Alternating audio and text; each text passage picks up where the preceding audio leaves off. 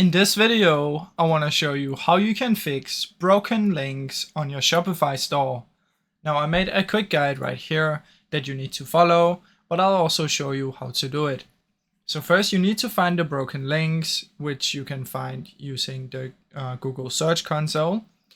But you should already probably know what the link is, since you see the not found for error when you go to the link. Now, once you've done this, we want to set up the redirects. So to do this, we want to go to content and go to menus. Now, this might be a little different from you depending on when you're watching this.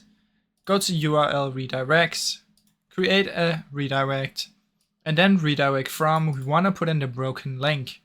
Redirect to, we want to put in a new functioning link. So make sure you have that and then save. What this does is whenever somebody clicks on the broken link, it's going to send them to the new working one. Now, if this doesn't work, there are some things that you can try. So check for no typos. Make sure there's no new installed apps or themes that could cause this issue. And also make sure if you're using custom code that there are no errors in this. After this, it should work. Otherwise, just contact the Shopify support.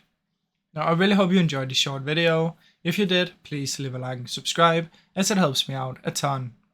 Thank you so much for watching.